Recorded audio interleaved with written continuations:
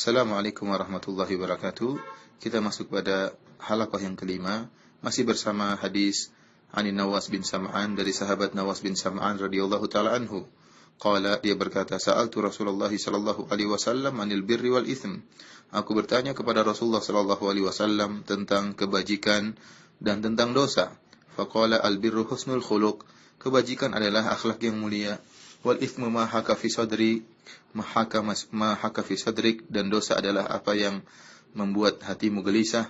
Wa karihta an yattali alaihi nas, dan kau tidak suka kalau orang-orang melihat apa yang kau lakukan tersebut. Akhrajahu Muslim. Hadis ini diriwayatkan oleh Imam Muslim dalam sahihnya. Telah kita bahas pada pertemuan sebelumnya tentang makna al-birru husnul khuluq, kebajikan adalah akhlak yang mulia. Dan pada kesempatan kali ini kita akan bahas potongan hadis yang kedua, yaitu tentang dosa. Wal ithmu, kata Nabi sallallahu alaihi wasallam, ma haka fi sadrik. Dosa adalah apa yang menggelisahkan engkau di hatimu. Wa karihta ayattali alaihi nas, dan kau tidak suka jika orang-orang melihat kau melakukannya. Hadis ini menjelaskan tentang barometer untuk mengenal dosa. Tentunya dosa-dosa adalah melakukan hal-hal yang dilarang oleh Allah Subhanahu wa taala. Untuk mengenal dosa, kita bisa melihat dengan mempelajari Al-Qur'an dan sunnah-sunnah Nabi sallallahu alaihi wasallam. Apa yang dilarang oleh Allah dalam Al-Qur'an, maka itu adalah dosa. Dan apa yang dilarang oleh Nabi sallallahu alaihi wasallam dalam hadis-hadisnya, maka itu adalah dosa.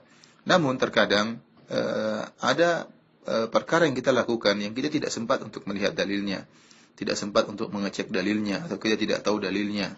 Tetapi tatkala kita hendak melakukannya, muncul kegelisahan dalam dada kita, muncul tidak ketenangan dalam hati kita tatkala kita hendak melakukannya.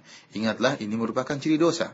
Karena dalam hadis ini Rasulullah SAW menyebutkan barometer, ya, indikator untuk mengenal dosa. Beliau menyebutkan dua ciri. Ciri pertama yaitu mahaka fi sadrik, yaitu menjadikan dadamu gelisah. Ciri yang kedua, kau tidak suka untuk dilihat oleh orang lain. Kalau Anda melakukan satu perkara, kemudian Anda merasa tenang, ya, hati tidak merasa gelisah. Kalau orang lain tahu pun tidak jadi mengapa, maka ini bukan dosa. Tetapi tatkala Anda melakukan sesuatu, kemudian ternyata hati Anda gelisah, ya, tidak tenang. Kemudian yang kedua, tidak ingin orang lain tahu, tidak ingin tetangga tahu, tidak ingin sahabat tahu, tidak ingin istri tahu, tidak ingin ustadz kita tahu, maka ini merupakan ciri dosa. Maka berhati-hatilah. Dan sebaiknya kita meninggalkan perkara yang menimbulkan ketidaktenangan tersebut. Namun ingat, kata para ulama, ya, hadis ini, sabda Nabi SAW ini berkaitan dengan orang yang hatinya masih sesuai fitrah, hatinya masih sesuai dengan fitrah. Bukan orang-orang yang melakukan kemaksiatan yang fitrahnya sudah rusak, yang membanggakan kemaksiatan yang mereka lakukan, ya, tidak punya malu. Ya, ini tentu tidak berlaku bagi mereka hadis ini. Seperti orang-orang yang memamerkan aurat mereka, orang-orang yang minum khamar di hadapan banyak orang, orang-orang yang bangga dengan kejahatan-kejahatan yang mereka lakukan, maksiat-maksiat yang mereka lakukan, orang-orang yang terkadang menyoting diri mereka tatkala mereka sedang bermaksiat, sedang berzina, lalu mereka sebarkan di media dunia maya. Ini semua tidak berlaku bagi mereka di sini karena fitrah mereka telah rusak, ya. Adapun di sini berlaku tentang orang yang masih punya rasa malu, yang fitrahnya masih baik. Maka untuk mengenal dosa atau tidak, maka dia memiliki dua ciri, dua indikator. Yang pertama yaitu dia hatinya tidak tenang. Yang kedua, dia tidak suka kalau ada orang yang melihatnya.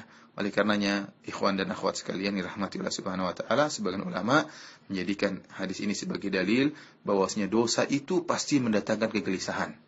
Sebagaimana penjelasan Ibnu Qayyim rahimahullahu taala, barang siapa yang bermaksiat kepada Allah Subhanahu wa taala, pasti dia gelisah, pasti dia tidak tenang.